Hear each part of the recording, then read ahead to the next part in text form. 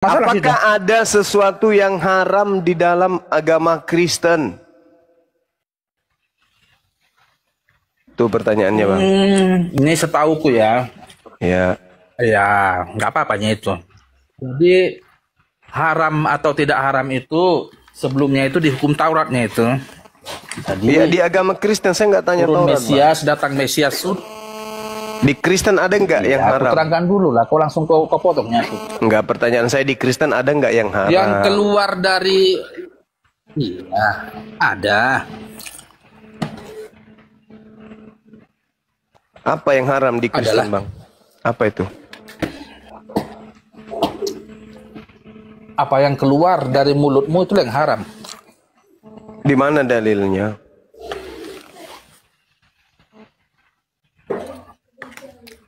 Kalau nggak salah aku tadi Galatianya itu Paulus yang menyatakan itu.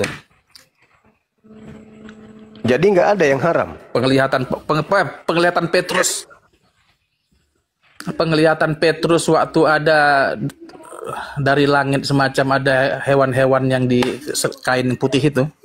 Tapi lagi nggak bisa kubuka ayatnya, baru kubuka laptop. Jadi nggak ada yang haram di agama Itu aja kan? Ya gitu aja. Iya, berarti nggak ada yang haram di Kristen. Haramnya seperti di hukum Taurat itu udah nggak berlaku lagi haram di hukum Taurat itu. Nggak seperti itu lagi konsepnya. Iya, berarti nggak ada yang haram di Kristen.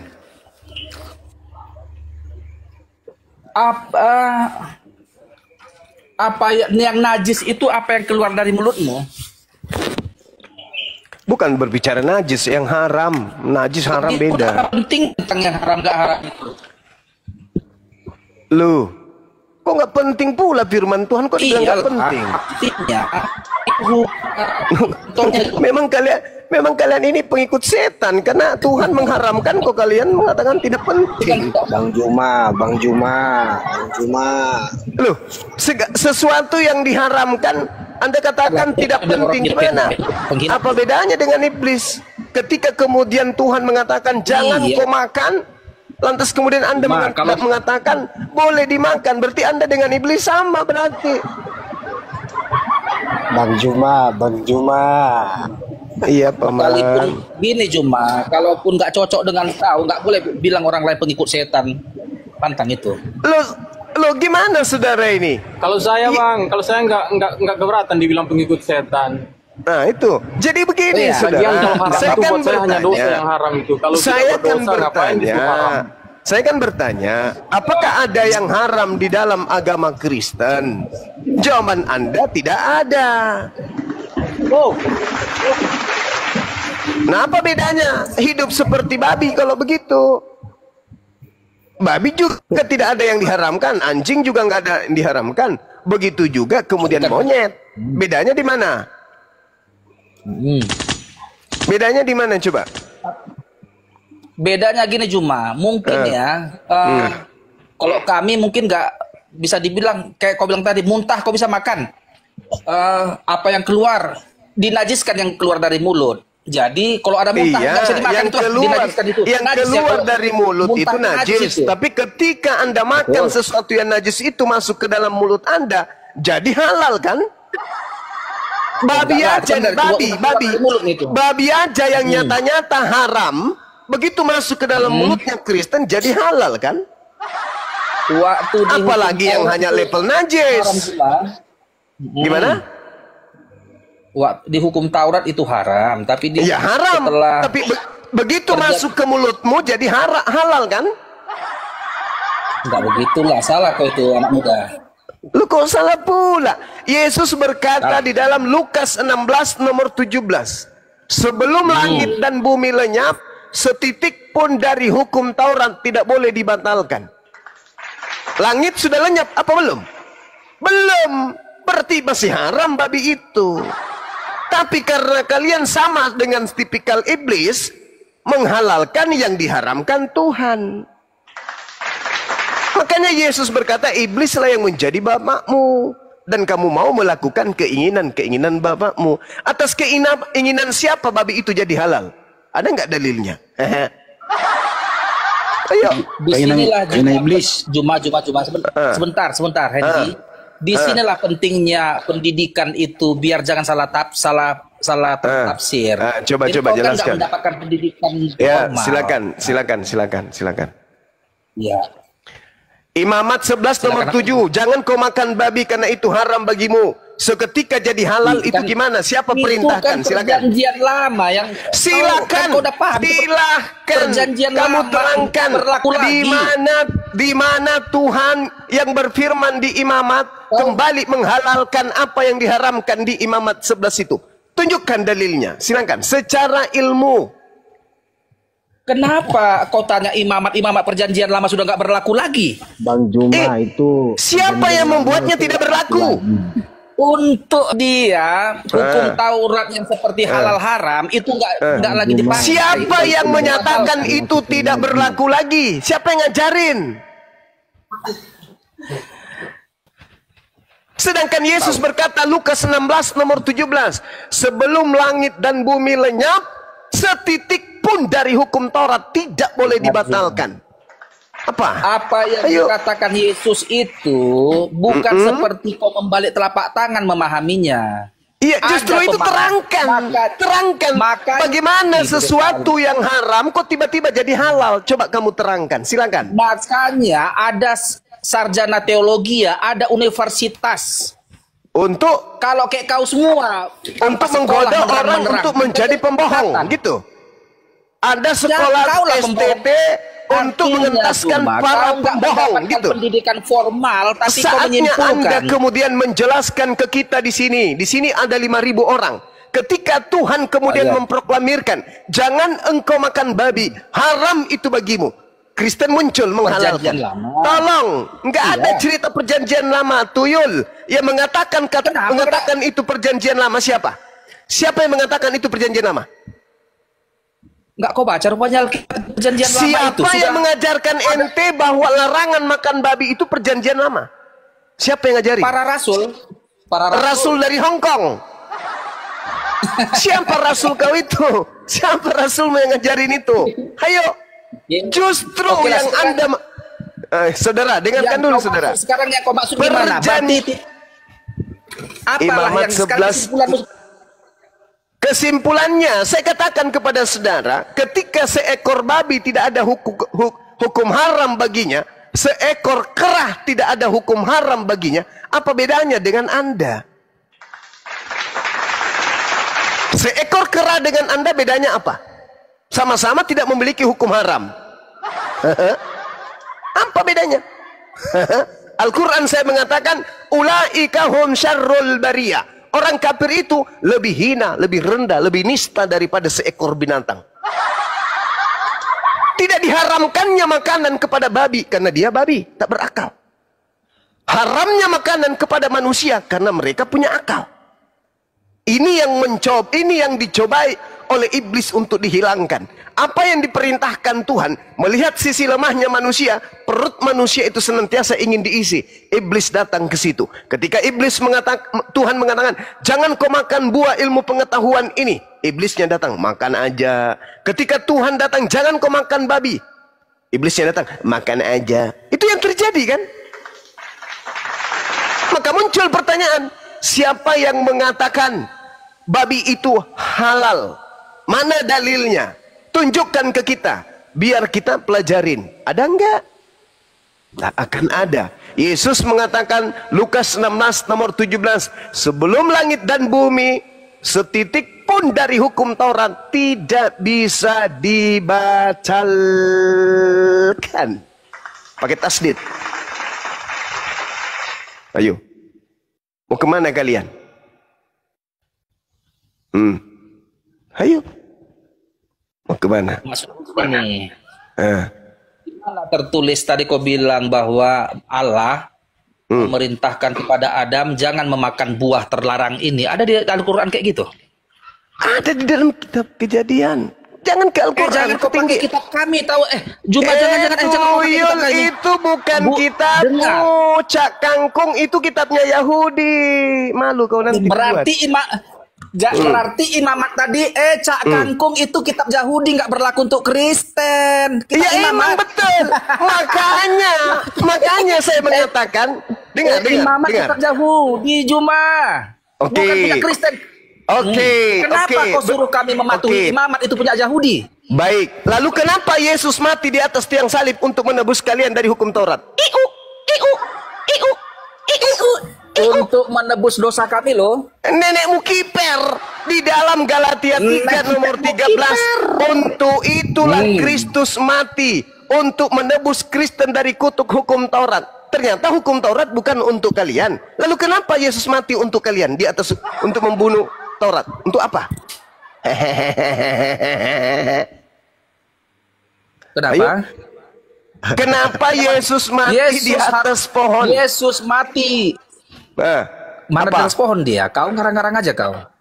Loh, bahasa Yunaninya sulap. Sulap itu artinya terlalu cerdas tuh. Bang Juma tuh terlalu cerdas.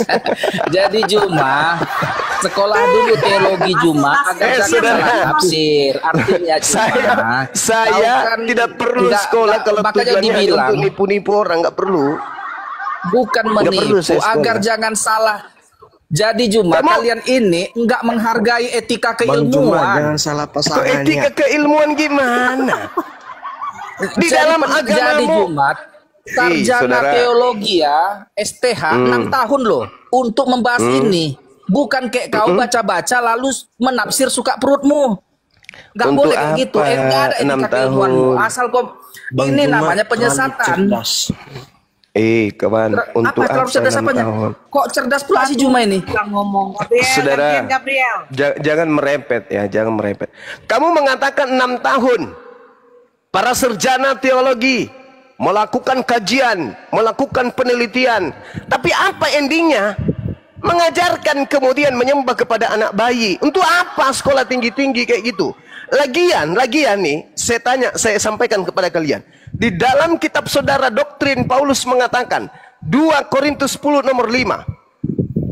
Dikatakan bahwa aku membinasakan setiap pemikiran manusia dan merubuhkan semua ketinggian pengetahuan. Itu jelas itu di dalam kitab kalian. 1 Korintus 1 nomor 19. Karena ada tertulis, aku menghilangkan kecerdasan orang-orang terpelajar dan kemampuan berpikir cerdas akan kulenyapkan. Itu dalil. Jadi percumanya kalian itu sekolah tinggi-tinggi. Makanya tidak ada satu disiplin ilmu yang dihasilkan dari Bible yang kemudian fungsinya untuk kemaslahatan kehidupan kita manusia ini. Nggak ada. Anda mau ngulik-ngulik Bible sampai Anda bungkuk, Anda tidak akan pernah menemukan satu ilmu yang bermanfaat untuk manusia di dalam Bible, untuk kemaslahatan umat manusia. Tak ada, kecuali dogma dan doktrin saja. Oke, pahami itu. Makanya kita kembali kepada yang tadi. Kenapa di dalam agama Kristen tidak ada yang haram? Kok sama seperti kerah? Kerah tidak ada aturan dari Tuhan. Kerah, ya paman, jangan kau makan babi ya. Kerah, ya paman, jangan kau tidak bersunat ya. Tidak ada aturan itu pada kerah. Kenapa? Kerah tidak kemudian dilengkapi dengan akal. Oh, kalian ada akal, kok hidupnya kayak kerah? Itu loh pertanyaan saya. Apa kayak kerah Juma? Lah, Yesus berkata. Kenapa lah? Apa yang Yesus di berkata, komunitas api itu? Yesus berkata, Matius 5 nomor 20. Dari ahli Taurat, kamu tidak akan masuk ke dalam surga. Bagaimana mungkin kemudian orang Kristen lebih baik daripada hukum Taurat? Sedangkan di Kristen sudah tak ada lagi haram, semuanya halal. Ayo. Jadi kalau halal, kenapa jadi kau yang marah-marah kalau kami halalkan itu? Loh, ini diskusi lintas agama, Cak Ayu. Iya. Agama Kristen itu agama misi. Agama misi. Agama yang diajarkan supaya orang halalkan juga menganut agama itu. Kenapa rupanya? Kan tidak boleh. Islam. Orang Indonesia harus paham. Kau bilang nggak boleh. Dengarkan saya. Dengarkan saya. Kalau agama Kristen itu agama tradisi atau agama silsilah, tak apa-apa. Silakan aja. Tapi masalahnya agama Kristen itu agama yang disiarkan kepada orang yang sudah beragama. Jadikanlah seluruh manusia di atas muka bumi ini menjadi pengikutku. Kami nggak mau. Supaya yang lain tidak jadi korban untuk menjadi Kristen. Saya jelaskan bahwa di dalam agama Kristen itu tidak ada hukum haram. Sama seperti kerah. Coba tunjukkan hukum haram untuk kerah. Nggak ada. Tolong tunjukkan hukum haram untuk orang Kristen. Tak ada. Orang Islam haram ini, haram itu. Orang Yahudi haram ini, haram itu. Kristen semuanya halal. Bedanya dengan kerah apa? Itu loh pertanyaan saya. Sederhana bukan? Jadi apa yang dirugikan dari Islam kalaupun gak ada kami harap? Kok berbicara rugi? Kok berbicara rugi ataupun untung? Saudara, Kenapa kalian menyerang kekristenan Juma? lu kok menyerang kekristenan? Hei, di dalam ajaran agama Kristen apa salah kekristenan? Kenapa harus diserang sama tidak kalian? ada yang salah selama Kristen itu menjadikan agamanya sebagai agama silsilah. Masalahnya Kenapa harus sekarang memaksakan agama silsilah? saya tidak memaksakan, justru kamu yang memaksakan. Enggak. Bukan. Kenapa lah kalian menyerang iman kekristenan dengan begitu Kenapa menggadi saya menyerang agama Kristen? Siapa bilang saya menyerang? Saya bertanya. Artinya Hei, saudara, dengarkan. kalau kau nggak ahli di bidangnya menjelaskan itu namanya Siapa penyesatan. yang ahli di Bible hadirkan di sini? Saya ingin tanya jawab dengan dia. Siapa yang ahli Sekolah di Bible? dulu kau teologi ya. Teologi ya? Baru terangkan. Hah? Kamu suruh saya kemudian sekolah teologi. Habis itu saya keluar Tanya menjadi dulu kau, pendusta. Habis saya keluar dari STT, sekolah tipu-tipu, saya tipu orang gitu. Kamu merasa tertipu nggak ketika Anda dikatakan Yesus itu Tuhan? Merasa tertipu nggak Anda? Enggak lah. Nggak tertipu. Berarti akal Anda nggak berfungsi. Bagaimana mungkin Tuhan itu baik?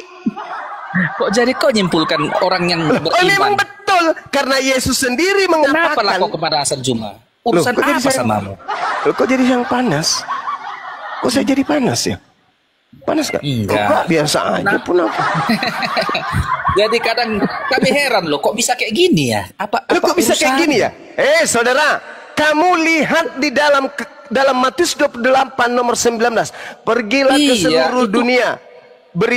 Jadikanlah seluruh bangsa menjadi Kristen.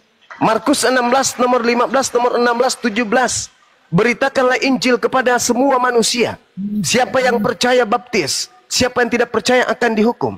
Enak aja kalian mau membaptis saya, membaptis kami. Enak aja kalian ingin menjadikan kami pengikut Kristus. Enak-enak mukiper, hadapi dulu kami, buktikan kebenaran agamamu, baru kalian jadikan kami sebagai pengikut Kristus. Amit-amit, nggak mau kami.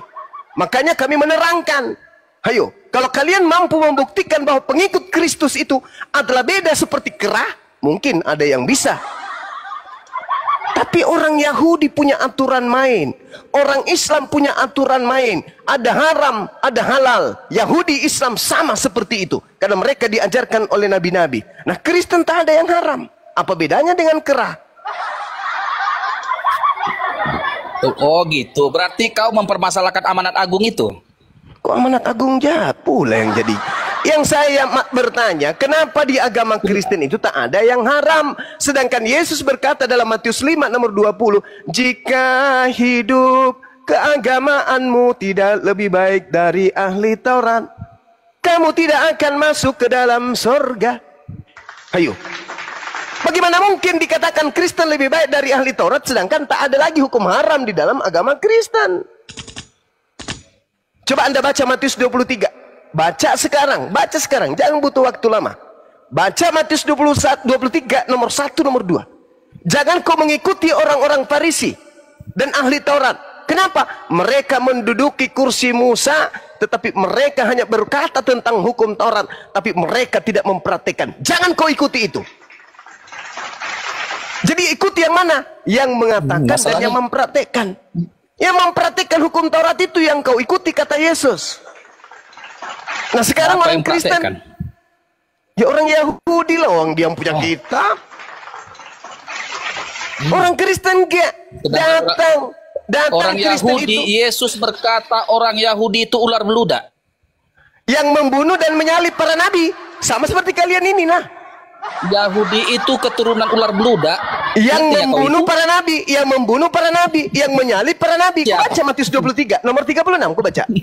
Keturunan Jadi, Juma. ulat bulu, keturunan ulat-ulat, ular-ular, Jadi tanya kau, Bu keturunan Juma, ular. apakah Bang Juma kau- tuh udah naik. Bagaimana Apakah kau mengikuti dengarkan hukum dalilnya, Taurat? dengarkan dalilnya, dengarkan dalilnya. Bagian lah, Juma. Bagaimana Masa kau aja nanya? engkau akan mengatakan dirimu terselamatkan dari api neraka, sedangkan sebagian nabi-nabi engkau bunuh, sebagian engkau salibkan. Engkau tidak akan lolos dari api neraka. Baca Matius 23 nomor 36, endingnya di situ.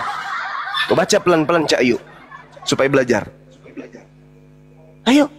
Jadi Bang orang Juma, yang sampai kemudian kapan, Bang Juma? membunuh nabi, menyalib nabi, itu adalah ular belodak. Kalianlah itu. Ayo. Ini pelajaran, Bung. Untuk kemudian menggelitik akal Anda supaya berfungsi. Bukan saya menista, enggak. Saya baca dalil. Anda tadi lagi satu PR-nya. Siapa yang mengajarkan Anda mengatakan kitabnya orang Yahudi itu perjanjian lama? Itu ajaran siapa yang mengatakan itu?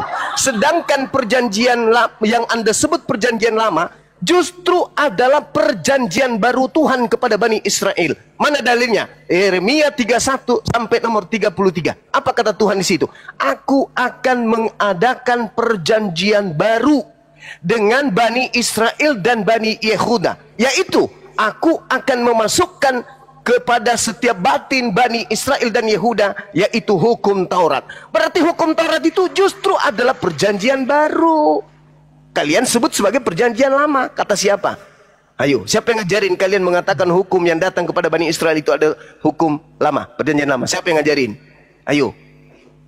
Siapa yang ngajarin? Aku apa masalah kalau kami buat perjanjian baru, apa masalahnya Juma? Kenapa kalau kau bermasalah dengan kalian? Katanya disuruh sekolah. Apa masalahnya sama Islam? Katanya disuruh sekolah. Katanya disuruh Begini sekolah. loh, kalau dalilnya ya kan sekolah ada jelas. lah, itu kan Aku dengar, Tuhan, Juma. aku Teologi- Tuhan teologi akan itu bidang mengadakan kajian perjanjian yang ada baruku. pendidikan formalnya di sarjana teologi STT. Tidak ada guna-gunanya perjanjian-perjanjian Nggak ada guna, sekolah-sekolahan berarti kalau kita tutup lulusannya aja lah STT hanya Indonesia nipu. ini, Juma. Kita tutup. Buat apa Berarti gini, sekolah Juma. tinggi-tinggi kalau sekolah hanya untuk mencetak para pembohong dan penipu, pendusta, penyesat? Untuk apa? Untuk apa? Untuk apa sekolah sarjana teologi ya? Iya, untuk Berarti apa? nggak usah. Kalau tujuannya hanya untuk menipu dan menyesatkan manusia, untuk apa? Siapa pula menipu Juma? Itu bukan bidangmu. Kenapa kau tuduh sekarang menipu? seluruh Itu lulusan teologi bukan bidang Kristen. kajianmu. Kenapa Saudara, kau jadi ahli yang bukan bidangmu? Kita buktikan aja, sederhana aja kita buktikan kebohongan mereka. Kenapa kau menjelaskan yang bukan bidang keahlianmu? Seluruh sarjana teologi akan mengajarkan kepada orang-orang bahwa hukum Taurat itu adalah perjanjian lama. Seluruhnya sarjana teologi itu adalah kebohongan sepanjang sejarah umat manusia. Paham ente? Kenapa? Dengarkan dalilnya. Yeremia 31 nomor 31 sampai 33. Aku Tuhan akan mengadakan perjanjian baru, bukan perjanjian lama. Dengar kupingmu. Aku Tuhan akan mengadakan perjanjian baru dengan Bani Israel dan Bani Yehuda, yaitu aku akan memasukkan hukum Taurat ke dalam batin setiap Bani Israel. Pertanyaan saya, hukum Taurat menurut Tuhan yang dimasukkan ke dalam batin setiap Bani Israel dan Yehuda, itu perjanjian lama atau perjanjian baru? Jujur. Hukum Taurat perjanjian lama. Nah, itu kau penipu, pembohong, pendusta. Sudah jelas-jelas Kenapa penipu? dalilnya. Hei, tadi saya sudah membacakan dalilnya. Baca, buka. Kalau perlu, lihat di Bibelmu. Pelototin 1 jam. Baca huruf demi huruf. Kenapa? Aku Tuhan akan mengadakan perjanjian baruku dengan Bani Israel dan Bani Yehuda. Perjanjian apa? Perjanjian apa? Perjanjian apa? Perjanjian baru. Perjanjian baru. Yaitu Ya. aku akan memasukkan hukum Taurat ke dalam batin mereka. Apa isi perjanjian barunya? Taurat atau bukan? Apa masalahnya sih itu? Berarti Sekarang Taurat itu. Hei, dengar. artinya apa? Berarti Terangkan, Taurat Adil. itu Yang kau adalah tahu lah perjanjian baru. Berarti Taurat itu adalah perjanjian baru Tuhan. Salah. Nah, sekarang Kau sudah pertanyaan tahu saya, isi Taurat perjanjian lama. sekarang Kenapa? pertanyaan Kau bilang saya, perjanjian lama Taurat. sekarang Kenapa kau pertanyaan membeli saya, ayat Jumat? dari mana Karisteng mendapatkan ilmu kalau Taurat itu perjanjian lama? Dari mana dapat ilmunya? Silakan jawab. Hadirkan lulusan teologi terbaik dan yang paling mahir menipu di sini. Hadirkan. Saya ingin lihat bagaimana keilahian dia menipu saya. Hadirkan di sini segera. Siapa di sini yang hadir? Heston, kamu penipu ulung dari STT atau yang mana? Hadirkan. Tolong tunjukkan data di dalam agama Anda, dari mana asasnya, apa akarnya, sampai kalian mengatakan hukum Taurat itu perjanjian lama. Ayo. Siapa? Ada yang bisa? Bambang Nursono, ajak ke sini. Pendeta siapa lagi? Yang paling hebat katanya di Kristen. Ajak ke sini, suruh hadapi Bang Suma. Dari mana ilmu Kristen dapatkan sampai mengatakan hukum Tuhan yang datang kepada Bani Israel itu disebut perjanjian lama? Dari mana ilmunya? Silakan. Saya kasih waktu Anda berbicara 6 bulan lebih 2 jam. Silakan. Kita semua tahu Juma, itu perjanjian Taurat itu seperti dosa burung tekukur yang penumpahan darah hewan untuk pengampunan dosa itu perjanjian lama. Kenapa kau membelinter-belinter ayat orang Kristen? Saya bertanya apa? Dari mana ilmunya Karisteng mengatakan hukum Taurat itu perjanjian lama? Jawab itu, jangan curhat. Ginilah Juma, kalau kau yang gak ahlinya menerangkan jadi payah. Mengada-ada kau Juma. Jadi kadang kami di bawah ini Juma, siarkan gini Juma, kalau kau pingin mensiarkan agamamu, terangkan saja agamamu, biar kami dengar. Yang saya tanya, perjanjian baru Tuhan kepada Bani Israel adalah hukum Taurat. Dari mana Karisteng di luar kelompok Israel justru mengatakan hukum Tuhan itu adalah perjanjian baru lama? Dari mana ilmunya? Yang ngajarin siapa? Meow.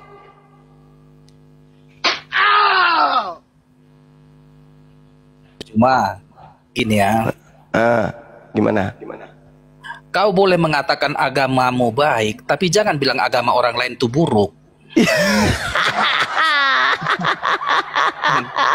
Artinya begitulah sikap yang seharusnya. Kadang kami ini, ya ampun, kami kenapa orang ini ya? Macam urusan apa sama keislaman? Kenapa harus diserang kekristenan ya?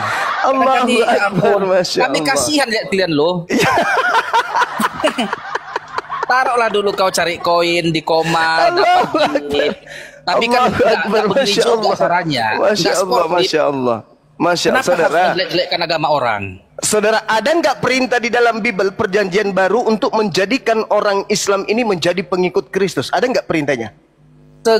Jadikanlah seluruh bangsa menjadi murid.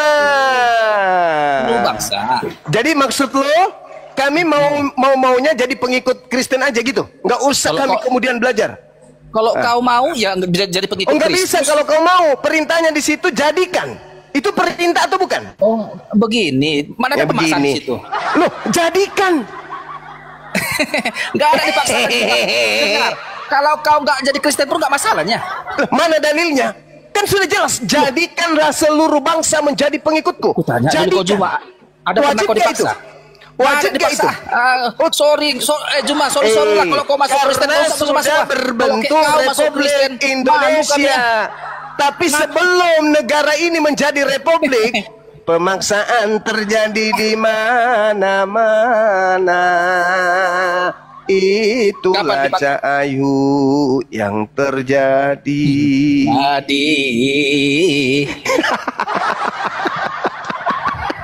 Nggak pernah Kristen memaksa juga. Satu lulusan lah kita. Ternyata kita satu perguruan. Jadi jelas itu, jadikanlah seluruh bangsa menjadi muridku. Jadikan itu perintah. Kalau Al-Quran beda. Wa qulil haqqu mir rabbikum. Kebenaran itu setelah semuanya kuserahkan dari Tuhan. Siapa yang mau beriman silakan beriman. Siapa yang mau kafir silakan kafir. La ikraha fid din. Tidak ada paksaan di dalam ajaran agama Islam. Lalu dalam agama Anda, jadikanlah seluruh bangsa menjadi muridku. Makanya Katolik kerajaan Romawi menyerang semua negara yang ada di bawah jajahannya untuk jadikan sebagai agama Katolik pengikut mereka. Karena itu wajib Ya, Pak. hukumnya. Romawi. Ya, Oh, salah kau. dari sanalah Ekspansi Kristen itu. dari sanalah Ekspansi Kristen perluasan bermuara. wilayah. Dari dulu memang begitu. Yunani kuno, Persia kuno, ekspansi untuk memperluas wilayah kekuasaan. Iblis menjadikan bangsa yang punya pengaruh ini sebagai senjata untuk mendapatkan pengikut banyak. Paham? Sampai sini paham? Kau jangan ngarang-ngarang lah. Lu kok jadi pura yang ngarang-ngarang? Yesus berkata Matius 24 nomor 4 nomor 5, waspadalah kepada penyesat yang datang kepadamu dengan memakai nama Yesus dan berkata, akulah Kristus. Dia akan menyesatkan banyak orang. Anda percaya Yesus? Percaya dong. Kalau Anda percaya Yesus, berarti apa yang diucapkan Yesus itu wajib hukumnya terjadi. Sekarang, pernah nggak ada makhluk datang mengaku sebagai Kristus dan pengikutnya banyak di atas muka bumi ini? Ada nggak selain Kristen? Kalau bukan Kristen dan bukan Paulus, ada nggak selain mereka ini? Tak ada, Cak Ayu. Ini data, Bung. Islam datang untuk menyelamatkan kalian dari tipu daya iblis. Udah Berterima bosan kasih lah. gantianlah Jumaah. Aku dulunya keislaman dua. Asik kau aja nanya. Biar gantian. Hai. Kalau gantian nah, masa kau aja nanya? Kalau nanya-nanya terus ya, apa hebatnya? Langgeng Jawa dulu, bentar. Iya, lagi Jawa dulu. Lagi Jawa. Langgeng jaket. Nah, sama-sama nyanyi kita, nggak apa-apa. Iya udah, yuk. Nggak apa-apa gitu. Sekarang aku Kasih nanya bunda ya. juga. Kasih bunda juga. Bunda. Nah. Iya, silakan. Oke, gitulah, ganti-gantian. Oke, aku Iya. mau nanya dulu semua. Iya, silakan. Ketawa Jadi, dulu Gabriel.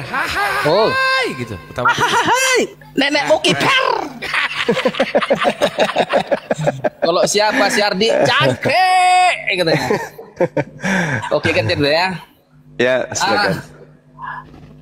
Di antara semua nabi Juma, Siap. oke, hanya ada nih ku baca ini bahwa Nabi Muhammad pernah terkena sihir, benarnya itu? Yes. Pernah Nabi Muhammad terkena sihir. Iya. Apakah sihir ini dari iblis? Dari si jahat? Iya, betul. Oke. Berarti ada seorang penyihir yang dia niatnya jahat menyihir Yes. Nabi Muhammad dan sihir Ya. itu terkena terhadap Nabi Muhammad, benar? Iya, betul. Bagaimana mungkin seorang nabi bisa terkena sihir? Jangankan kena sihir, dibunuh aja bisa. Beda memang dia. Al-Quran mengatakan, A'udzubillahi minasyaitonirrajim. Wa ma Muhammadun illa rasul qad khalat min qablihi rusul afa imma ta'au qutilan qalabtum ala aqabikum wa man yanqalib ala aqibai falan yadurrullah syai'a wa sayajzillahu syakirin. Jelas itu. Dan Nabi Muhammad hanyalah seorang manusia yang kemudian dinobatkan rasul. Sebelumnya telah berlalu beberapa rasul. Apakah jika dia wafat atau dia dibunuh, kamu akan berbalik ke belakang menjadi murtad? Barang siapa yang berbalik ke belakang, maka ia tidak akan merugikan Allah sedikit pun. Allah akan memberi balasan kepada orang yang bersyukur. Anda tahu? Anda paham? Anda ngerti kalau Nabi Musa pernah kena sihir? Paham? Oh, nggak pernah Nabi Musa kena sihir. Wah, bahaya ini. Terkecuali di Quranmu ya. Tapi di Alkitab kami nggak pernah Musa kena sihir. Wah, bahaya ini. Di mana? Tunjukkan, terkecuali di Quranmu ya. Itu nggak tahu, itu di luar kendaliku. Tapi di Alkitab coba tunjukkan di mana Alkitab dikatakan Nabi Musa di Alkitab terkena sihir. Yang Allahnya adalah Allah Bapa. Mana? Kapan Musa kena sihir? Jangan ngarang lah kau. Nggak pernah ya? Nggak pernah ya? Nggak pernah. Serius Mana Musa itu? kena sihir? Tunjukkan ayatnya lah. Wah, serius itu. Marahnya kau macam orang masuk angin. Tunjukkan aja. Kalau nggak salah di Keluaran 9 nomor 11 coba Anda baca. Keluaran 9 ayat 11. Kau jangan tanggung jawab ya. Iya, coba aja. Silakan.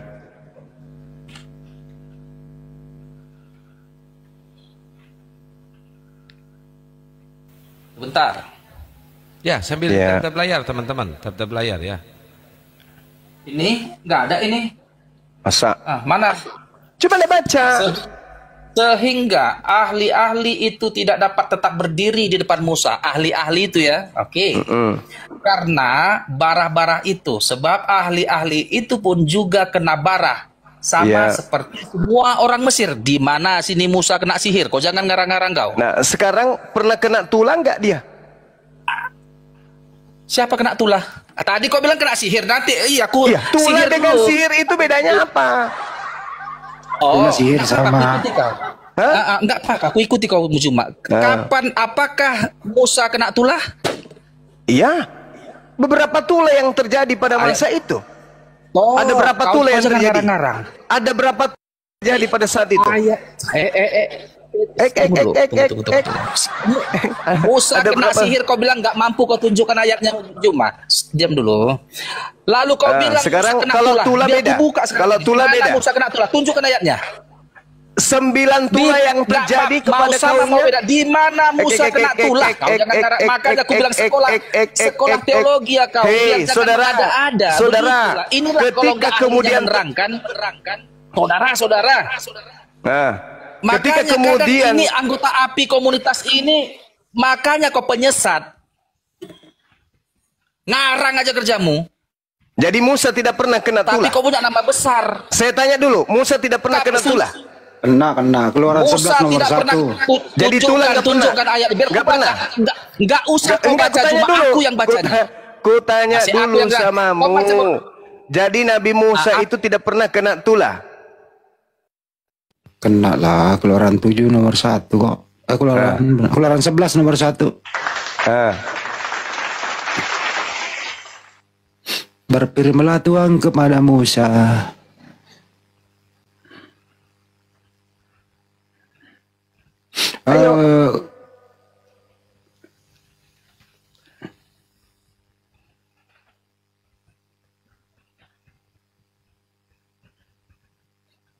Keluaran 8:12 juga. Lalu Musa ayat berapa cuma? Biar aku ketik sekarang. Keluaran 8 juga 12. Lalu Musa dan Harun Hendi katakan aja Hendi. Keluaran 8 ayat 12. Lalu Musa dan Harun keluar meninggalkan Firaun dan Musa kena tulah. Keluaran berapa? Buka. Diam aja dulu, dibacakan. Macam orang pau kau semua kau. Kenapa sih kau marah-marah? Biar aku ketik. Keluaran 8 ayat berapa? 12. Bukan, jangan berbohong gitu. Oke.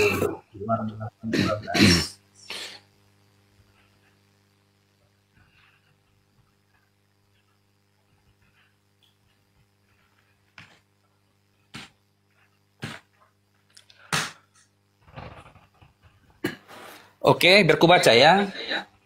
Lalu Musa dan Harun keluar meninggalkan Firaun, dan Musa berseru kepada Tuhan karena kata-kata yang didatangkannya kepada Firaun. Di mana Musa kena apa? Kena tulah. Baca ke bawah terus. Di mana? Baca terus, baca. Makanya sekolah dulu sekolah teologi baru ngomong, bacrik aja kerja kau satu-satu. Dibaca dulu dong. Mana?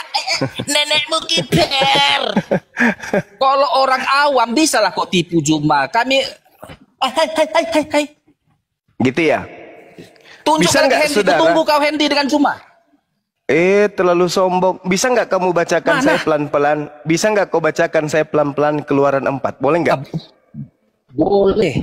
Enggak marah-marah aku. Yang ku kesesalkan kau mengarang-arang. Jangan kayak gitu. Tunggu, sabar dulu. Saya mau jatuhkan kesombonganmu ini. Ketik di Google-mu. Kau kan buka laptopmu itu. Yang kau pikirnya bodoh kali kami yang Kristen ini? Silakan, kita masih berbicara mengenai sihir. Saya belum menyerah. Sekolah Ini kan lagi, pertanyaan Pak. Anda. Artinya, Saya biar hanya ahli menunjukkan kau di dalil. bidangnya. Biar layak kau menerangkan Silakan, itu. jangan sombong dulu. Jangan Hargai sombong dulu. etika keilmuan. Jangan sombong dulu. Kampusmu mengatakan waktu kau wisuda Paman. dikatakan kepada seluruh mahasiswa.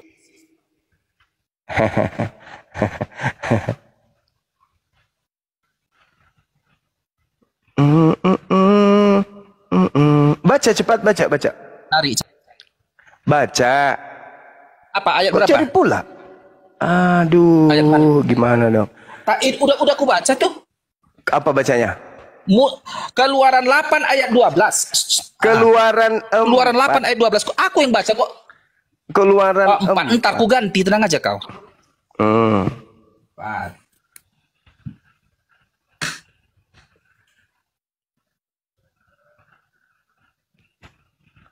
Oke, Keluaran 4 ayat 12. 6. Ayat 6. Enggak masalahnya. Ya. Biar aku buka. Oke. Sekarang poin kita, kau berkata bahwa Musa pernah kena sihir, Musa pernah kena tulah, ya kan? Iya. Melalui ayat ini, biar aku baca. Silakan. Keluaran 4 ayat 6. Lagi firman Tuhan kepadanya, masukkanlah tanganmu ke dalam bajumu, dimasukkannya tangannya ke dalam bajunya, dan setelah ditariknya, maka tangannya kena kusta putih seperti salju. Oke, di mana apanya? Kenapa tangannya itu?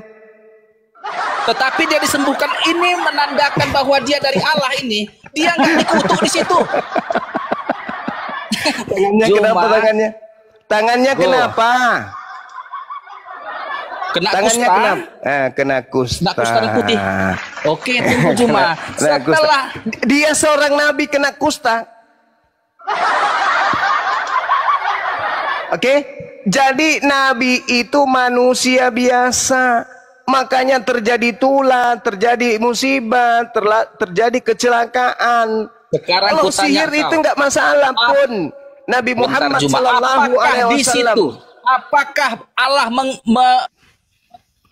jelas kena kusta di sana, menandakan kalau dia itu untuk dia itu membuktikan. diuji bahwa itu dari Allah itu. Aku adalah dengar. Allah, kau Dengar. diuji bahwa itu dari Allah. Dengar, Aku dengarkan adalah saya, Allah, dengarkan. Berbicara mengenai sihir, Al-Quran menjelaskan Nabi Muhammad, dijelaskan bahwa dia itu karena manusia biasa, jangan sampai dituhankan. Begitu juga Nabi Musa, jangan sampai dituhankan. Kenapa? Karena umatnya pada saat itu kemudian mencari Tuhan itu seperti apa, sampai-sampai umatnya membuat kemudian patung dari tembaga. Paham? Dari tembaga yang berbentuk sapi lembu. Nah, sehingga Tuhan membuktikan bahwa Musa itu adalah manusia biasa. Masukkanlah tanganmu kemudian dalam bajumu. Maka dimasukkannya tangannya ke dalam bajunya. Dan setelah ditariknya keluar, maka tangannya kena kusta. Apa bedanya dengan sihir? Celaka kan? Oleh karena itulah kemudian saudara, ketika Nabi Muhammad kemudian diceritakan kemudian kena sihir, itu biasa. Menandakan bahwa dia bukan Tuhan. Jangan sampai muncul umat seperti umat Kristen yang menuhankan manusia hanya gara-gara mujizat. Oke? Tak ada masalah di kami. Lagian juga Al-Quran menjelaskan kok. Ketika Nabi Musa kemudian diperintahkan di dalam Al-Quran surat Taha ayat 66 sampai ayat 69. Jelas kok bagaimana kemudian Nabi Musa merasa takut. Lalu Tuhan mengatakan, jangan takut, qulna la tahaf innaka antal a'la. Jangan takut wahai Musa. Tapi apa yang terjadi kemudian dituntun oleh Allah, tapi ternyata sihir itu kalah. Sama seperti Nabi Muhammad, sihir pun kalah. Paham sampai sana ya? Nah, yang jadi permasalahan kalau Nabi kena sihir, Nabi kena kusta, itu biasa. Tuhan mati ditombak gimana? Apa solusinya itu?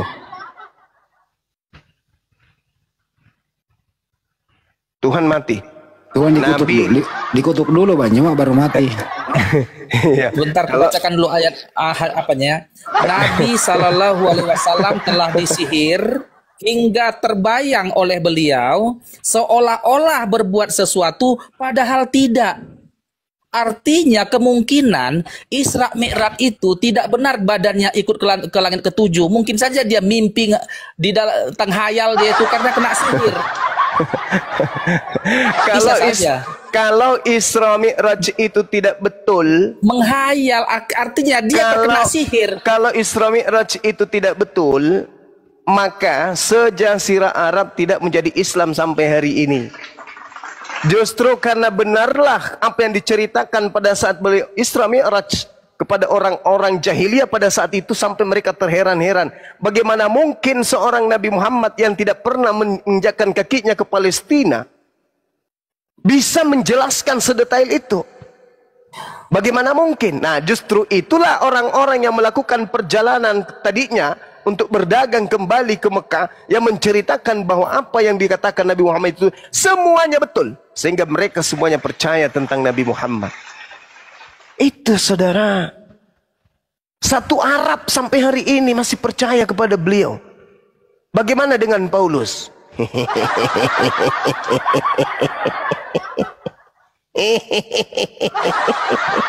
Siapa yang percaya di Yerusalem sana?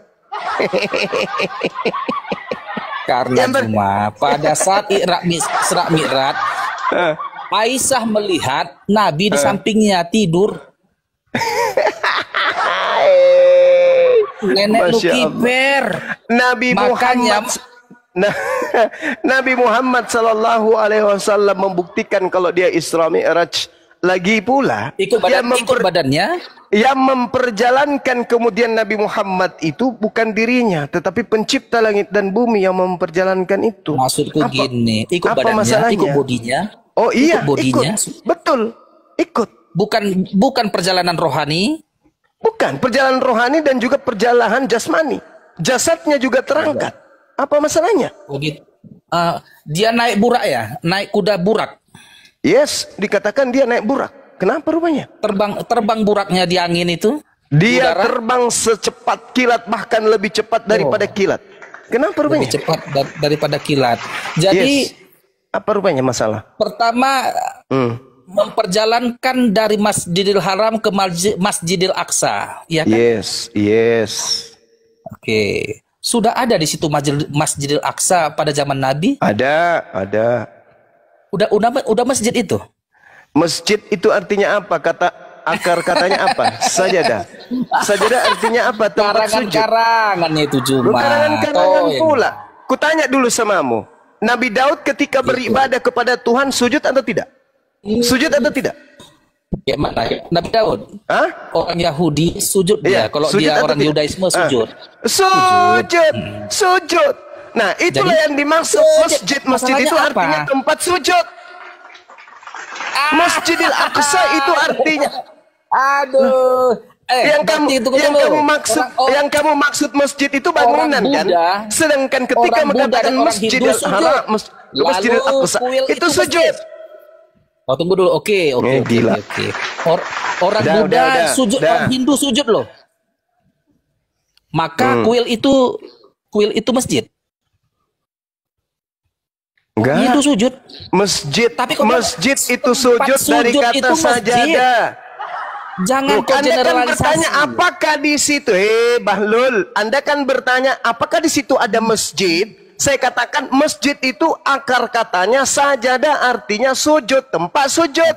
Apakah gini di situ Nabi Salomo tidak pernah bersujud? Aku membahas tentang muslimin ini nggak enak. Nabi yang Muhammad itu janganlah kau bahas berbicara mengenai masjid. Aja kitabmu karena sudah ada yang sempurna. Apa? Bagimu? Karena kau pun kitabmu pun nggak sempurna. Kitabmu pun nggak sempurna. Bilang tidak sempurna. Anda kan bertanya apakah di situ ada masjid? Tidak. Tidak ada masjid di situ pada saat itu. Nabi Muhammad dikatakan katanya ke Masjidil Aqsa. Masjidil Aqsa itu penamaan ketika surahnya sudah diwahyukan. Subhanalladzi asra bi 'abdihi lailam masjidil harami ilal masjidil aqsa. Itu setelah terjadi, Sedangkan di situ ada di zaman Muhammad. Kutanya samamu dulu, rumah ibadahnya orang Yahudi tempat sujud atau tidak? Kutanya dulu Itu samamu. bait Allah dulu dulunya tempat itu masih sujud, bait Allah itu tempat sinagoga itu. sujud, Banyak tempat kali sujud atau ceritamu. bukan? Tempat sujud atau bukan? Jadi makanya Tempat sujud. Juma belajar dulu Tempat sujud sekolah atau teologi tidak? dulu kau. Tempat Biar sujud ngarang-ngarang atau bukan? Ini aku pikir. Bandung, tempat sujud atau bukan? Tempat rumah ibadahnya orang Yahudi tempat sujud atau bukan? Kuil Hindu pun sujud di situ orang Hindu. Saya tidak tanya itu, Lel. Yang saya tanya, tempat ibadahnya Nabi Salomo tempat sujud atau bukan? Kalau sujud orang Yahudi itu ibadah sujud bagus. orang itu. Sudah selesai kita. Selesai. Oke. Oh, berarti selesai kalau kita. tempat sujud adalah masjid, maka kuil Hindu pun masjid. Tidak ada urusan dengan itu, Lul. Kan maka Anda berarti bertanya. kok hanya egois Kan semua Anda dalam berdebat bertanya. ini. Tadi Sekarang kamu kan bertanya, gini, Lul. Juma, kau bilang masjid Tadi kau itu tempat bertanya, sujud. Lul. Apakah itu ada masjid? Saya bilang tidak ada masjid di situ. Kenapa Tidak tertulis ada, Masjidil belum. Haram, Tapi Masjidil Aqsa? itu kemudian disebut sebagai tempat bersujud. Masjid itu akar katanya sajadah. Kalau Anda mengatakan kalau Anda mengatakan belajar dulu teologi, saya juga mengatakan padamu belajar dulu baca Iqra 1. Untuk apa bahasa Arab ku pelajari? Untuk apa pentingnya bahasa Arab? Supaya kau jangan Kristen. Aduh. Oke, Iqra bacalah. Kristen Oke. kau masih tidur dan makan bersama kebodohan. Oke, kita bahas Iqra. Sekarang saya tanya, apakah tempat ibadahnya orang Yahudi tempat sujud? Tempat sujud. Salah nggak Al-Quran? Sujud. Ketika Nabi Muhammad diperjalankan dari tempat sujud, tempat sujud, dari tempat sujud yang ada di Mekah, pergi ke tempat sujud yang ada di Palestina. Apa yang cocokologi? Anda sendiri mengatakan bahwasanya para nabi terdahulu sujud dalam beribadah. Tempat ibadahnya orang Yahudi adalah tempat sujud. Itu beribadah sujud. Udah selesai berarti. Udah selesai berarti. Masjid. Kenapa kau yang menyelesaikan? Bahlulnya minta ampun. Udah selesai dong. Karena tempat ibadahnya, ibadahnya orang Yahudi itu tempat sujud. Oke, selesai lah. Nggak perlu serang kau. Nenekmu kiper bahlul kau. Saya katakan bahwa tempat ibadahnya para nabi itu adalah tempat sujud. Tapi karena kau karisteng, pemakan babi, tuyul, kamu tidak bisa menerima penjelasan saya. Karena kamu tuyul, tukang tahayul. Sekarang boleh saya bertanya, gantian? Boleh. Oke, saya tanya sama saudara. Siapa yang Anda Kristen ikuti menyembah manusia bernama Yesus? Siapa yang Anda ikuti? Para rasul yang menuliskan kitab Injil. Oke, apakah ada perintah untuk mengikuti mereka atau mengikuti Yesus? Rasul yang memerintahkan dan bapak-bapak gereja. Saya tidak tanya itu. Apakah ada perintah mengikuti orang-orang itu atau perintahnya justru mengikuti Yesus? Yesus sendiri mengatakan kepada Matius pemungut cukai, ikutlah aku. Ya, ikut siapa? Ikut siapa? Ikut Yesus. Ikut Yesus. Pertanyaan saya, siapa yang Anda ikuti menyembah Yesus? Siapa yang Anda ikuti menyembah Yesus? Bodoh kali pertanyaanmu. Harus dong. Harus kau jawab itu. Kan udah ku jawab tadi. Rasul-rasul. Sementara Yesus perintahkan mengikuti siapa? Dengar. Yesus memerintahkan ikut siapa? Kenapa pertanyaanmu pertanyaan orang tolol? Udah ku jawab tadi. Yesus memerintahkan mengikuti siapa? Udahlah, jadi Juma belajar Pak Juma. Yesus, gitu, saya tidak menjelek-jelekan. Saya bertanya. Kau bilang kau nggak menjelek-jelekan faktanya. Sebenarnya kau menghujat kawan. Kristen mengikuti siapa menyembah Membahas yang Yesus? bukan bidangnya saja itu sudah menyalahi etika keilmuan satu. Saya bertanya, saya minta kau yang menjelaskan. Kristen Tunjukkan dulu mengikuti kau siapa sertifikat menyembah sarjana anak Maria? teologi, baru bicara. Karena bisa salah saudara, tafsir terhadap kitab orang lain. Percuma punya titel kalau tujuannya hanya untuk Tapi kalau kamu cari Pertanyaan gift, saya cari sederhana. koin, Pertanyaan bolehlah. saya sederhana. Nanti data Siapa nanti, yang Kristen ikuti menyembah anak Maria? Jawab. yang di bawah top up dulu, kasih lu si Jumain, udah capek si Jumain ini ngomong ini. Siapa yang Kristen ikuti menyembah anak Maria? Jawab. Jawab. Hai, nenekmu kiper. Udahlah, udah capek si Jumain, nanti kita lanjut lagi. Hai. Allahu Akbar. Masya Allah. Malu dia. Endingnya mencekek lehernya.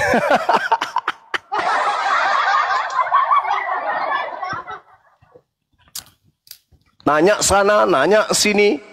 Pertanyaan sudah dijawab. Dikasih pertanyaan sederhana. Siapa yang Kristen ikuti menyembah anak Maria? Bingung dia. Aku udah capek, pamit. Allahu Akbar, Masya Allah. Subhanallah. Silakan. Kalau melawan arus, Waalaikumsalam warahmatullahi wabarakatuh. kalau melawan arus ya pasti capek lah. Allahu Akbar. Katanya Kalau tadi- nubuat, kalau cerita-cerita tentang Isra Mi'raj itu dalam Bible 2 Samuel 2 nomor 11, Mazmur 18 nomor 10, juga ada seorang mu'allaf yang menginformasikan ke saya, termasuk Wahyu 19 nomor 11. Itu adalah cerita-cerita tentang selevel dengan Isra Mi'raj. Gitu ya teman-teman. Selamat. Silakan Bang Handi, ada yang ingin disampaikan? Ya itu tadi Nabi Musa katanya nggak kena sihir. Sihir kan sama dengan tulah. Ternyata tangannya kena kusta. Allahu Akbar, Masya Allah. Tapi bukan Saya itu yang malah- menjadi. Ya gimana Dinda? Silakan Dinda. Saya malah melihatnya tidak terlalu jauh ke sana, Guru. Kalau dia mempertanyakan seorang nabi terkena sihir buat dia suatu masalah, bagaimana ketika dia punya Tuhan dituduh gila sama keluarganya? Kok Tuhan gila? Ya ini lebih parah loh. Satu, Tuhannya dituduh gila. Kedua, mati dengan tragis. Kenapa ini tidak dipikirkan oleh mereka? Akal sehatnya kemana gitu loh. Gitu sih Guru. Nah, aduh lanjut. Iya, Masya Allah. Subhanallah. Ya, sekali Intinya lagi kan- saya. Ya, silakan Bang Handi. Intinya yang penting menyerang Islam. Belakang persoalan itu sih dari saya. Iya, silakan. Jadi yang ingin saya sampaikan ya kepada sahabat-sahabat sekalian, bahwasanya Nabi Musa juga itu terkena sihir, atau Nabi Muhammad kemudian terkena sihir, itu adalah hal yang biasa. Sihir bisa terjadi pada Nabi walaupun Nabi itu memiliki kedudukan yang agung dan senantiasa menjaga ibadahnya atau menjaga wiridnya. Akan tetapi untuk terlepas dari hal itu, ya, Nabi Muhammad kemudian seketika menyerahkan segalanya kepada Allah. Ya. Sehingga kemudian ketika dikatakan bahwasanya Nabi Muhammad kena sihir, itu bukan menandakan bahwa ini Nabi ini tidak maksum, berarti Nabi ini tidak terjaga. Enggak. Memang ada beberapa orang yang mengingkari, kemudian ada yang menolak bahwa Nabi Muhammad itu tidaklah terkena sihir seperti yang ada, karena itu merupakan sesuatu yang keliru. Namun perkaranya tidak sebagaimana yang mereka kira. Sebab sihir itu merupakan sesuatu yang bisa terjadi pada Nabi, layaknya rasa sakit, rasa lapar, rasa ngantuk. Sihir merupakan salah satu penyakit dari beberapa penyakit lainnya. Terkenanya sihir seseorang itu sebagaimana kemudian seseorang itu bisa diracun. Begitu juga Nabi Muhammad terkena sihir, yaitu sama seperti sebagaimana beliau pernah diracuni. Tidak ada perbedaan di antara keduanya. Nabi Muhammad diracun bukan berarti itu membatalkan kemaksuman dan ketidakterjagaan beliau. Begitu juga ketika disihir. Nggak ada sama sekali. Nggak ada efeknya. Nggak ada efeknya. Yang salah kalau Nabi Muhammad yang menyihir. Itu baru salah. Gitu ya, sahabat-sahabat sekalian. Kalau ada yang bertanya kepada kita, loh katanya Allah menjaga Nabi Muhammad. Allah menjaga Nabi Muhammad dari manusia. Ya, penjagaan itu dari sisi penjagaan terhadap risalah. Sebagaimana di dalam pemahaman kita sebagai umat Islam, Allah pernah berfirman, hai Rasul, sampaikanlah apa yang diturunkan kepadamu dari Tuhanmu, dan jika tidak kamu kerjakan apa yang diperintahkan itu, berarti kamu tidak menyampaikan amanatnya. Allah memelihara kamu dari gangguan manusia. Sesungguhnya Allah tidak memberi petunjuk kepada orang-orang kafir. Ya, beliau terus menerus hidup dan Allah terus menjaga hingga ajal datang padanya. Artinya ayat ini menjelaskan bahwa Allah menjaga Nabi Muhammad dari sisi penjagaan terhadap risalah kenabian beliau dan risalah kerasulan beliau, di mana beliau diwajibkan oleh Allah kemudian untuk menyampaikan risalah kenabiannya, untuk menyampaikan kemudian Al-Quranul Karim kepada manusia. Ini yang dijaga oleh Allah. Ini yang dijaga. Sehingga kena sihir ya sama kena racun, ya sama ketika beliau ngantuk, lapar, samanya itu. Gak ada masalah pun untuk kita umat Islam. Silakan, mungkin ada sahabat yang lain ingin menyampaikan atau menambahkan. Betul, Gurunda, Masya Allah. Jadi peristiwa tentang sihir itu justru menjadi asbab turunnya surah Al-Falaq, kan gitu. Dan menjadi pedoman bagi umat Islam untuk melawan ilmu hitam, sihir dan sebagainya. Dituntunlah untuk membaca surah Al-Falaq, An-Nas, begitu. Jadi memang karena beliau manusia, umatnya nanti akan merasakan bagaimana dahsyatnya, kejamnya para pelaku penyihir, maka diajarkanlah bagaimana cara menangkisnya. Itu di dalam Islam, aturannya begitu. Nah ini makanya saya juga bingung ketika ada peristiwa seperti ini kepada manusia yang mulia, yaitu Rasulullah SAW. Karena memang Nabi Muhammad sendiri diperintahkan untuk berkata, katakanlah oleh engkau wahai Muhammad, ana basyarum mislukum, aku ini manusia sama seperti kalian semua. Dan rasa sakit, sihir dan sebagainya itu disebutkan sebagai a'radul basyariyah, sifat kemanusiaan. Dan sifat kemanusiaan yang dialami oleh Rasulullah lalu dialami nanti oleh umatnya, dan Rasulullah sudah memberikan solusinya. Seperti itu, kan begitu kalau di dalam Islam. Nah kalau di dalam Oten saya punya pertanyaan, jadi kalau Rasulullah dituduh atau mengalami peristiwa terkena sihir, kalian pertanyakan sebagai manusia, lah lalu kenapa punya Tuhan dituduh gila? Kenapa kalian tidak berpikir dan bertanya gitu loh? Itu pertama. Kedua, ketika Tuhanmu ketakutan, ketika di Taman Getsemani dia berdoa, diberi kekuatan juga oleh malaikat. Ketika Rasulullah mengalami penyihiran, langsung ditolong, diruqyah oleh malaikat. Lah ketika Tuhanmu ketakutan juga ditolong oleh malaikat. Tapi beda level. Di kami seorang nabi manusia, di kalian sebagai Tuhan. Tuhan diberi kekuatan oleh ciptaannya, yaitu malaikat. Ini yang gak nyambung. Ten, gunakan akal sehat. Terima kasih.